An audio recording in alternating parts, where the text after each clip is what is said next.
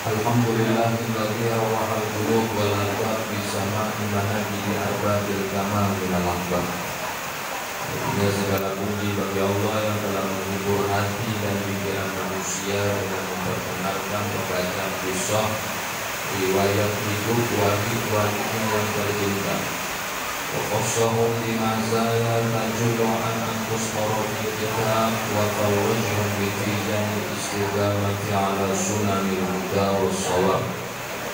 Artinya dan Ia menganugerahi mereka dengan berbagai keistimewaan yang terlalu luas untuk dimuat di dalam buku bagi mereka diberi mahkota sifat istiqamah untuk selalu menjalani jalan-jalan petunjuk dan kebenaran. Wa anzalahum hadratal qurbi wal ikram wa ja'alahum a'immatan yahduna man sababat lahum as-sa'adat wa zulfa wa husnul ma'ab.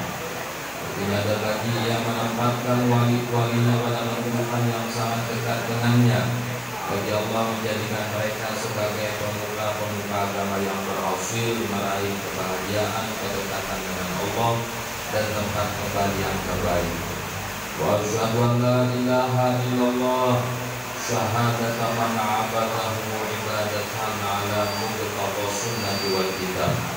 Artinya dan aku bersaksi bahwa tiada Tuhan yang disembah selain Allah.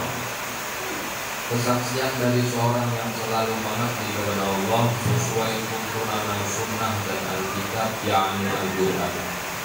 Wa asyhadu anna sayyidana Muhammadan abduhu wa rasuluh miftahu kulli bab wa mujri tajalliyati hadratil kalimil wahhab. Artinya dan aku juga bersaksi bahwa junjungan kami Nabi besar Muhammad SAW adalah hamba dan rasulnya, pembuka semua pintu yang dapat menghantarkan seseorang sampai ke Allah yang Maha Pemurah dan Maha Pemberi. Sallallahu alaihi wa ala alihi wa ashab. Semoga salawat dan salam senantiasa tercurah kepada beliau dan kepada segenap keluarganya dan para sahabatnya. Wa ba'du, kemudian daripada itu, maka bermula ini adalah sebahagian manaqib Sultanul Auliya Syekh Abdul Qadir Al-Jilani Al-Hasani Al-Husaini. Mudah-mudahan Allah Subhanahu wa ta'ala menurunkan rahmat dan mengampuni serta meridhai bagi kita semua yang hadir dalam majelis ini. Amin ya rabbal alamin. Syekh Abdul Qadir Al-Jilani adalah seorang guru besar yang sempurna, seorang wali Allah yang telah berhasil mencapai kedudukan mulia dan dekat dengan Allah Ta'ala. Beliau adalah Sultanul Auliya, pemuka para wali atau pimpinan para wali di zaman itu. Jadi setiap zaman, setiap masa itu selalu ada qutbus zaman, pimpinan para wali atau pemuka para wali atau sultannya para aulia. Itu setiap zaman ada dan berganti-ganti orang. Ada saya hitung aja, Bang Syekh Abdul Qadir Jilani aja butuh yang lain kadang. Syekh Abdul Qadir Jilani butuh pimpinan, pemuka, sultan para aulia di masanya. Sesudah beliau wafat digantikan lagi oleh orang yang menjadi pilihan Allah Subhanahu wa ta'ala. Maka disebut qutbus zaman atau pemimpin maupun pemuka para aulia di zaman dan di masanya masing-masing, yang tiada terhitung jasa-jasanya bagi Islam dan kaum muslimin. Beliau juga ulama murabbi yang rabbani, tentang para ahli tasawuf dan suri teladan yang baik bagi semua kelompok manusia maupun jin. Abdul Qadir Jilani adalah anak Abi Saleh Musa bin Dausad bin Abdullah bin Yahya Zahid bin Muhammad bin Daud bin Musa Zami bin Abdullah Zami bin Musa Zumi bin Abdullah Mahab Ibn Hasan Al-Mukanna Ibn Hasan As-Sibit Ibn Imam Ali bin Abi Thalib wa ibni Fatimah az-Zahra al-Batul binti Sayyidina Muhammad ar-Rasul sallallahu alaihi wasallam. Jadi abahnya dari keturunan Sayyidina Hasan. Ibunya bernama Syarifah Fatimah binti Abdillah Somaya Zahid bin Abi Jamal bin Muhammad bin Mahmud bin Qahir bin Abil Awfa Abdullah bin Kamal bin Isa bin Abi Ala bin Muhammad Al-Jawad bin Ali Al-Rabai bin Musa Al-Qawmin bin Ja'far Al-Sadiq bin Muhammad Al-Waqir bin Imam Ali Zain Al-Abidin bin Imam Husain bin Imam Ali bin Abi Thalib karramallahu wajhah. Ibunya dari keturunan Sayyidina Husain. Jadi makanya disebut tadi Al-Hasani wal Husaini. Maksudnya abahnya keturunan Sayyidina Hasan, ibunya keturunan daripada Sayyidina Husain. Ini disebut itrah. Kalau bahasa Arab itu itrah. Kalau bahasa kerajaan itu itrah. Maksudnya garis keturunan Rasulullah, ialah zuriat Rasulullah, anak cucu Rasulullah. Ada daripada Sayyidina Hasan, ada daripada Sayyidina Husain, keturunan Rasulullah. Dan banyak ibadah kita adalah dari Sayyidina Husain, dari jalur Alawi bin Ubaidillah bin Ahmad bin Isa al-Muhajir yang datang daripada Tarim Hadramaut. Itu kebanyakan di daerah kita. Bukan baratan kada, tapi kebanyakan di daerah kita nasabnya daripada Sayyidina Husain dari jalur Alawi bin Ubaidillah bin Ahmad bin Isa al-Muhajir yang di Tarim Hadramaut sana. Nah, ada juga dari keturunan Sayyidina Hasan, ada juga di daerah Indonesia ini ada. Cuman yang paling rapi datanya, catatannya paling rapi, susunan nasab-nasab mereka itu paling rapi, itu adalah keturunan daripada Sayyidina Husain lewat jalur Alawi bin Ubaidillah bin Ahmad bin Isa al-Muhajir ini. Nang data itu dicatat secara utuh dan rapi di lembaga yang bernama Rabithah Alawiyah. Rabithah Alawiyah. Jadi ini orang banyak menganggap bangku itu. Sebujurnya adalah sebujurnya, seandainya pun tidak ada lembaga yang mengurus nasab, kira-kira apa juga asal mengaku itu untungnya. Kita adalah mengaku bernasab kepada bukan bapak kita, itu sudah dilaknat maninta sabah ila ghairi abihi, yalah, au ila ghairi mawalihi fa alaihi laknatullah wal malaikati wan nasi ajmain. Suatu riwayat menyebutkan fal jannatu alaihi haram fa alaihi laknatullah al mutatabi'atu ila yaumil qiyamah. Orang yang mengaku bernasab kepada bukan abahnya, atau budak mengaku ketuanannya bukan ketuanan aslinya, maka orang ini fal jannatu alaihi haram, surga haram atasnya. Bahkan disebutkan lam yasumma raihatal jannah, tidak mencium bau surga. Wa inna rihaha la yujadu min masirati mi'ati am, khamsi mi'ati am. Orang yang mengaku bernasab kepada bukan abahnya, pada mencium bau surga.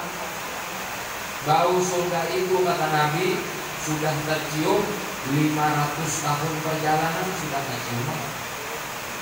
Ada mencium orang yang mengaku bernasab kepada bukan abahnya, dilaknat oleh Allah Ta'ala al-mutatabi'atu ila yaumil qiyamah, dilaknat oleh Allah Ta'ala sampai hari kiamat kecuali itu taubat. Dilaknat Allah, dilaknat malaikat, dan dilaknat manusia orang yang mengaku bernasab kepada bukan abahnya. Jadi ada segelintiran orang-orang ini yang memaksakan diri hendak jadi keturunan Rasulullah. Jangankan mengaku bernasab ke Rasulullah, Abah ulun misalnya ngarannya Udin, lalu ulun bepadah Abah ulun ngarannya Haji Ahmad, karena Haji Ahmad kesugih. Si Udin ini Abah ulun nambahan Udin ini malu kada sugih, asa supan. Haji Ahmad ini kuitan angkat saja, katakan kuitan angkat nama gaduh. Lalu padahal kan kita bin siapa? Bin Haji Ahmad. Ulun terlaknat sudah. Apalagi menisbatkan dirinya, menyandarkan dirinya kepada Rasulullah. Ini lebih parah lagi dosanya. Kalau orang yang menasabkan dirinya kepada bukan abahnya jadi laknat, apakah lagi menasabkan dirinya kepada Rasulullah? Jadi apa? Berhimat-himat, bakal aja lemahatilah. Bapak paksaan, anak minta diakui juga, jadi keturunan Rasulullah. Banyak kok ini.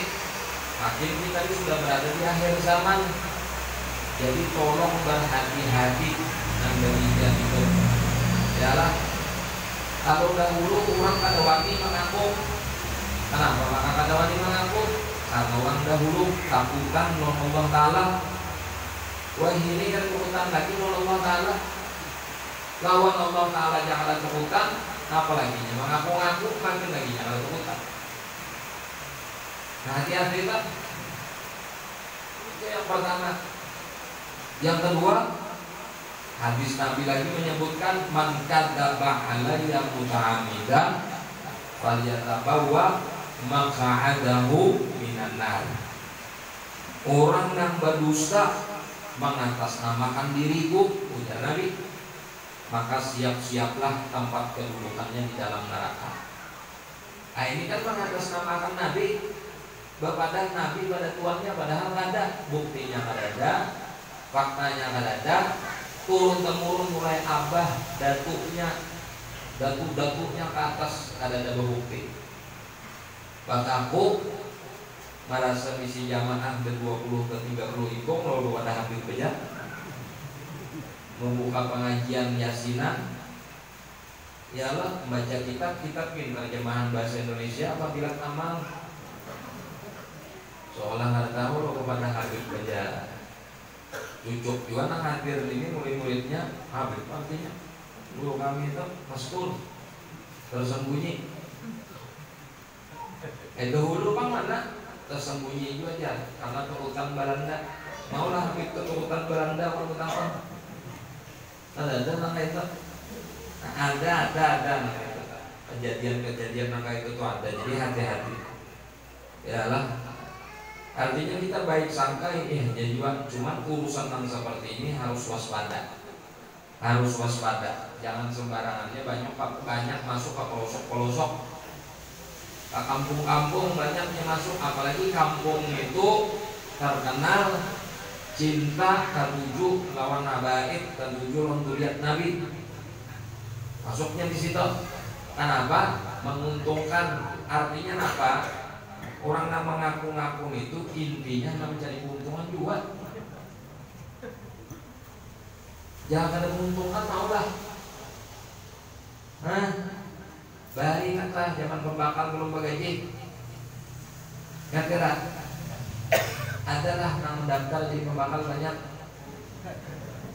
Adalah ada malah orang kampung menyuruh pian panangai, pian ngahai, pian ulakai seumur hidup aja. Dan paling bagus sudah ada pembakal gantian di pahatnya. Iya ada bagaji. Lalu ada keputusan pemerintah pembakal bagaji. Ambil sudah nang panang, nang angah tadi, nang ulak tadi, nang pembagusnya masih ada lagi bagus nang lain, kenapa dia bagaji? Maka itu juga tak. Kenapa ini anak mengaku? Anak jadi palsu nih. Karena nyaman, diuntungkan, merasa dapat keuntungan. Sampai tapi no, yang mulia Allah Habib nyaman kalau kayak itu. Pada dikiranya sama nyaman sudah nih karena tujuan nanti dia kayak itu mampir lagi di kiau apa guru itu mampir lagi karena tujuan.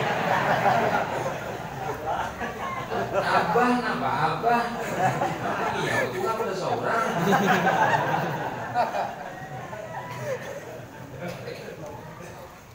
Nah, bahari nambah gelar Habibnya Nabi Hai sudah wahid ya Pak. Dahulu tuh nambah gelar Habib itu ilahnya Habib cuman diberi gelar Habib ya Allah. Keturunan Nabi ini diberi gelar Habib. Itu nompai Habib Muhammad bin Idris Al-Habsyi Gubah Ampel, Habib Abu Bakar bin Muhammad Segaf Gersik Kutub, Habib Muhammad bin Ahmad Al-Muhtar itu dia Habib. Kayak kami ini zaman dahulu tuh kan ada di Jawa Habib, di Jawa Ustadz aja di Jawa, jarang dijawab ya. Contohnya namanya Ustadz Hasan bin Ahmad Baharun, muassis Darul Lughah wa Dakwah, keguruan kita Ustadz Muhammad bin Husain Ba'bud Lawah, keguruan kita Ustadz aja di Jawa. Namun aku Muhammad Siddiq, keguruan Siddiq Habib Muhammad bin Ahmad Al-Muhtar hanya Habib di Jawa. Jadi Habib dulu tuh orang-orang bujur-bujur soleh. Wah ini ya pada tahu lagi sudah. Tahu palsu ini ya Habib juga. Nah itu Pak. Ya Allah. Nah, jadi supaya kita tahu lah, ialah bahwa ada memang segelintiran oknum-oknum nama itu anak mencari dan mengambil keuntungan dan manfaat dari orang awam. Nah kalau tahu dengan Pak Aku itu orang awam mana? Dia sudah berpadah ini itu ya ini percaya. Dikia Abah Habib digunakan di rumah tang 2 bulan, sebulan, 2 bulan, 3 bulan, dikawinakan, nyaman banget. Aku jadi galuan ini suka ditawar dia akan mulai kawin. Nah, 12 tahun di sini kan suka asli kok. Ini rumah diulahakan. Baras diantari perumahan dibagi ulah majelis bari ulang-ulang sakata hati apa tanah kita menukar di sini tahulah ada dengan gratisan ada juga gratisan yang mungkin kurang aneh itu nama palsu ya kata disupan nama palsu nih bapak pinta bila nak asli ini jarang bapak pinta supannya itu dibari diterimanya pinta-pinta maka kainan dulu itu sifat Nabi apa sifat Nabi karena mau meminta sifat Nabi itu memberi berbagi. Nah itu sifat Nabi jadi itu diwariskan kepada anak keturunannya makanya anak keturunannya itu masyhur bisifatil jud wal karam terkenal dengan sifat kepemurahan dan kedermawanannya. Ada nabi nana, semua bawa pintar, semua pintar, bisa diragukan ini. Nah modelnya kayak itu. Artilah Syekh Abdul Qadir Jailani kita sedikit aja mengambil berkat macam ini. Syekh Abdul Qadir Jailani lahir di Dusun Jilan, kota yang terpencil di luar kota Tobaristan pada tanggal 1 Ramadan tahun 471 Hijriah. Nah, pada waktu beliau masih bayi di siang hari bulan Ramadan tidak mau menyusu karena inayah dari Allah Subhanahu wa taala kepadanya. Pada usia mendekati baligh, beliau belajar berbagai ilmu agama, mengunjungi para ulama yang mulia lagi berpengetahuan tinggi. Beliau belajar ilmu fikih kepada Syekh Abil Wafa Ali bin Aqil dan kepada Syekh Abil Khattab Al-Kalwadani Mahfud bin Ahmad Al-Jalil dan kepada Syekh Abil Husain Muhammad Ibn Al-Ghadi Abi A'la dan yang lain-lainnya di kalangan ulama yang mereka mempunyai ilmu lebih serta derajat yang mulia. Di bidang ilmu adab, beliau belajar kepada Syekh Abi Zakaria Yahya bin Ali At-Tibrizi. Ilmu adab itu ilmu sastra ya. Di bidang ilmu thariqah dan hakikah beliau belajar kepada Syekh Abil Khair Ahmad bin Muslim Ad-Dabbas. Kemudian beliau berbaiat thariqah kepada Syekh Al-Ghazali Abi Sa'id Al-Mubarak sampai diizinkan menjadi Syekh Mursyid sehingga adabiahnya meniru Syekh Mursyidnya yang sudah sempurna. Nah, orang dahulu bertarikat juga. dan senantiasa terpelihara beliau dengan sebab terdahulu inayahnya Allah Subhanahu wa taala sehingga derajat kewaliannya terus ke tingkat kesempurnaan. Ini kita baca Tobi Aksilillah. Kebiasaan beliau apabila berhadas terus berwudu, lalu sholat sunnah al-wudu 2 rakaat sehingga senantiasa suci dan tidak pernah menanggung hadas. Jadi orang ini kada bisa batal wudu. Bila batal wudu lah. Selalu wudu. Karena wudu itu tameng, perisai, ialah pelindung diri kita. Bila orang berwudu itu insya Allah selamatnya daripada macam-macam yang kada-kada. Kalaupun ia meninggal dalam keadaan berwudu itu, makanya meninggal dalam keadaan suci, maka masuk kategori dalam golongan orang-orang yang mati syahid insya Allah. Itu orang yang berwudu. Jadi lazim akan berwudu. Tempat kebaikan kayak ini wudu, bangun gawat. Ya Allah, ke majelis wudu, ke masjid wudu, ke musola wudu. Walaupun ada sembahyang ke masjid tempatnya mahadir yang akan maulid saja umpamanya, mahadir akan Isra Mi'raj atau pengajian, karena sembahyang tetap wudu. Pokoknya momen-momen kebaikan usahakan berwudu, termasuk nak berjalan segala macam. Biasakan, bila terbiasa dengan berwudu itu tadi, insya Allah bila yang ada wudu itu rasa nyaman tak? Nah, beliau melebihi dari ulama yang semasa di bidang ilmu dan amalan, di bidang zuhud dan ma'rifat kepada Allah Subhanahu wa taala. Dan perkataan beliau dapat diterima siapa saja yang mendengarkan. Artinya bila sidin bapanternya jelas nyaman dicerna, kurang dan mendengarkan begitu. Nama baiknya tersebar di negeri yang besar-besar bagaikan perjalanan matahari. Dan beliau mengajar sampai 13 pak ilmu. Ini mengajar di majelis 2, ada madrasah pondok pesantrennya sampai 13 pak ilmu. Ialah tafsir, hadis dan sebagainya. Ialah ulama-ulama Irak heran, artinya takjub atas fatwa beliau sehingga terlontar ucapan mereka subhana man a'tahu, artinya maha suci dan Allah yang memberikan ilmu yang sangat luas kepada beliau. Nah, itu diantara tabiat Syekh Abdul Qadir Jailani, yaitu memelihara wudu, dan orangnya alim besar, alim luar biasa. Kalau orang dahulu itu wali itu pasti alim, tapi alimnya bukan aliman, karena alimnya bukan aliman, alim bujur-bujur alim. Nah, mencari bujur-bujur alim ini kita alim sedikit, cuman pun mengaku alim banyak aja. Cuman bujur-bujur alim, warok, wari bahasa Arabnya, artinya orangnya bujur-bujur berjaga, mengamalkan non ilmu ini tadi. Nah, ini nggak bisa. Dalam hanya bisi sedikit masa, aku pada wali, ya. Padahal ukuran orang wali kan banyak masa. Berapa banyak orang wali itu masanya kan banyak. Namun ukuran orang wali itu masanya yang banyak, pengikutnya yang banyak, kira-kira banyak iblis pada kita pengikutnya. Karena iblis bisi murid mulai zaman Nabi Adam sampai hari kiamat banyak pengikutnya. Dan terus pertanyaannya, apakah iblis wali dicintai Allah? Ada. Bukan ukuran, bukan ukuran. Kalau bapak ukur usul itu pasti wali, kenapa? Banyak muridnya, puluhan ribu, ratusan, ada. Karena tidak ada dalil yang menunjukkan tidak banyak murid jadi wali, kan ada. Cuman wali itu baciri,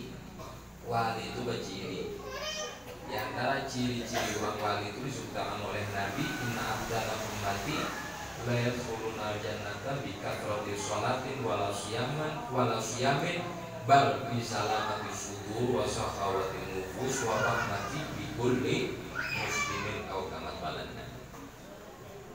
Wali abdal umat pun wali abdal. Tidaklah mereka itu masuk ke dalam surga karena sebab banyaknya sholat maupun banyaknya puasa, sekalipun orang wali itu ada sedikit sembahyangnya, ada sedikit puasanya, banyak. Tapi bukan itu mereka itu diangkat derajatnya. Bal bisalamati sudur, perhatiannya selamat, jiwanya selamat daripada penyakit hati. Wasakhawatin nufus, dan mereka ini sifatnya dermawan, pamurah, ringan tangan, ringan hati. Warahmati bikulli muslimin, dan sifat kasih sayang terhadap orang Islam. Ini ciri-ciri orang wali. Amun inya kasih sayang nyalon jamaah inya aja ada wali. Orang muslim itu jamaah inya aja kan? Ada. Muninya sayang lawan jamaah inya aja, lawan pengikut inya aja, lawan murid inya aja. Sedangkan muslim yang lain yang kada menjadi muridnya, kada disayanginya, ada wali. Orang wali itu mau muridnya kan? Atau ada muridnya kan? Mau jamaahnya kan? Ada jamaahnya, sama inya muslim, punya rahmat, kasih sayang. Sakhawatin nufus, jiwanya dipenuhi dengan sifat kepemurahan. Karena mau pengalah wali itu. Pahamlah? Nah, mau pemakan pasti pemurah. Maksud pemurah ini lapang dada, ringan tangan, gampang, loman orang. Wassalamati sudur, hatinya bersih. Bapandah wali tapi memusuhi keturunan Rasulullah, ada wali. Wah ini orang banyak. Kalau karena tujuan yang besar Habib Rizik, mentang-mentang Habib Rizik keras orangnya, keras. Dan Habib Rizik itu katakan umpamanya dilanjang, Habib Rizik itu jadi orang gila. Misal kegilaannya itu tidak mengurangi sedikit pun kehabaiban dan kemuliaan beliau. Siapapun itu, bukan hanya Habib Rizik. Kalau memang gara-gara gila lalu kemudian habaibnya hilang, kada. Nah kalau ini wali, dia memandang ke situ, ke hakikat ini memandang. Pun masih memandang ke perilaku situ, apakah lagi ini duriat Nabi, belum dikatakan wali. Makanya kita nak mengaku banyak, cuman nak asli ini ningali. Kalau dahulu ditampaikan Allah Ta'ala kewalian ini mudah kita mendapati, gampang kita mendapati. Wah ini talbis sudah, paham talbis itu lah, samun, ramun apa, ramang-ramang. Antara nak palsu nak asli itu kemiripan aja. Tapi kita perlu usah bingung, barang aja KWW ini mirip lawan yang original. Nah orinya nih, umpama jam tangan, dapat jam tangan Rolex. Nah aslinya berapa? Ratusan juta nah asli. Nah palsunya nah KW, ya ada itu 5 juta, 3 juta, sama, ada bedanya. Mirip mesinnya, apalah membedakan itu bingung kita. Namun kita ada ahlinya, kita nggak membedakan. Takon ini apa bedanya KW orang asli ini ya? Sama aja Pak, ya cuma bedanya tak awet nang asli pas nang KW itu aja bedanya. Tapi bentuknya sama, mesinnya sama. Itu tuh banda dunia tak? Apakah lagi urusan akhirat jahil sama lo ini? Mirip benar. Walian non wali asli itu mirip. Wali asli itu misalnya kalau tarabang, ini kau tarabang juga. Wali asli itu kau mengkasyaf orang, ini kau mengkasyaf juga. Wali asli itu kau berjalan di atas banyu, ini berjalan di atas banyu juga. Wali asli itu papa kau berduduk di atas tungku api, ada mati, ada terbakar, ini kau juga. Malah ini kau kunyung di minyak goreng. Namun kurang itu. Kan? Kayak apa kita nak membedakan tuh, apalagi kena dajjal laluan. Udah Dajjal makin lagi dah, makin bingung lagi kita.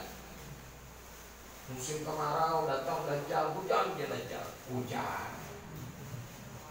Stop dia Dajjal, stop. Nang kawasan tandus, tumbuh subur bila Dajjal ke situ, Dajjal tuh nak masuk. Bisa, alhamdulillah. Masuk Dajjal nih kakak luar. Nah asalnya gata harga 5.000 jadi 15. Kira-kira kita memadamkan Dajjal itu wali lah. Nyata mana pasti kita memadamkan wali. Apa ini buktinya? Bapak harga 5.000 jadi 15 coba. Ya apa ada wali ini jarum bang. Dajjal itu kalau masuk bila di daerah wilayah kampung rumah yang dibacakan di situ suratul kahfi. Suratul kahfi. Tapi ada mungkin juga bilanya Dajjal datang dan mencari Quran baca suratul kahfi. Bukan ada mulai wahyu seorang sudah merutinitas suratul kahfi itu. Sama kayak pecah di ilat juga suratul kahfi itu kayak Yasin sudah. Hanya bacaan Dajjal keluar, ya buka suratul kahfi. Kajian Dajjal ini terlepas juga padanya Dajjal. Orang pinangku padanya itu Dajjal. Orang yang diberi Allah Ta'ala petunjuk dengan rutin membaca suratul kahfi, lalu dibukakan Allah Ta'ala mata inya kau melihat Dajjal. Kamu kata dibadakannya wali bang, Nabi dibadakannya juga, Tuhan tuh bang dibadakannya. Nantilah sama kayak kita memanggil tadi, hati-hati jadi kita hampir palsu. Itu pun ada hampir palsu datang ke sini kita terima lah, kotor aja kita. Sekali aja dalam ceramah ini palsu. Awalnya kita menebak lah. Ini peribahasanya nih. Nah makanya ciri-cirinya tuh dikaji dulu. Jadi kita tahu. Bukannya suzon, kada waspada. Itu juga Dajjal tadi. Kaji dulu ciri-cirinya Dajjal itu langkah ini, apalagi ada ketujuh Dajjal. Apalagi mulai kita selamat, melakukan suratul kahfi, membaca doa di dalam tahiyat akhir, Allahumma inna na'udzubika min adzabi jahannam wa min adzabil qabri wa min fitnatil mahya wal mamati wa min syarri fitnatil masiihid dajjal. Doanya itu dirutinakan misalnya. Nah insya Allah bila Dajjal keluar karena Allah bukakan panca indera kita melihat bahwa itu Dajjal. Lalu saya jauh-jauh artis Korea aja bercanda-canda sama jilbab-jilbab, banyak nasihat dari artis Korea. Kenapa ini ada swasiuk tidak ada Habib Umar tadi? Kenapa ini ada swasiuk bila melihat pengumuman ulama-ulama kita? Nah itu orang namanya tasihir, mas'ur namanya itu. Tasihir, hipnotis sudah. Kayak tujuannya nanti jalan hipnotis. Bila orang-orang yang kurang iman hipnotis, suruhnya naik ke rumah, baca doa selamat, baca manakib. Dajjal. Kalau jalan Dajjal itu langsung picak situ saya ini masuk akal luar nih. Dajjal masuk misalnya, langsung picak lah. Ciri-ciri Dajjal itu picak. Dajjal itu jadi picak ketika inya mengaku Tuhan, hanya picak. Itu pun berapa itu sudah nang disasatakannya. Nang disasatakannya apa yang percaya padanya Tuhan. Lebih dari itu gitu percayanya. Nah, itu gambaran, artinya gambaran bahwa menuju fase akhir zaman ini, menuju fase kepada hari kiamat itu seperti itu. Kumpul-kumpul gitu. Kalau kita di sini, kita memilih Imam Mahdi kan, memilih Dajjal, berdatang terus menjawab Imam Mahdi. Datang kita muncul Imam Mahdi, datang Dajjal, pecah juga kita. Ada nama Dajjal namanya. Oh ini ada muncul Imam Mahdi, yang muncul itu Dajjal Imam Mahdi. Nah ulang nih. Sama aja juga kayak ini. Hati-hati ya ulama kita memilih pemimpin cari pemimpin amanah kebutuhan Allah Ta'ala. Faktanya apa? Coblos juga orang pun tahu aja sudah. Ya ulama kita pilih pemimpin yang bujur amanah, takut sama Allah, minimal kebaikannya melebihi keburukannya. Ya lah. Lalu pencoblosan. Tahu aja ini berpengaruh pun tetap dicoblos. Artinya apa? Kalau Itu namanya fitnah akhir zaman. Namun kata Allah Ta'ala memberi petunjuk, dan Allah Ta'ala membukakan jalan itu sehingga terang benderang di hadapan kita, karena mungkin kita salah. Makanya disitulah minta selalu kepada Allah Ta'ala petunjuk jalan yang terbaik di antara jalan-jalan yang baik. Ada jalan itu baik, ada lagi yang terbaik.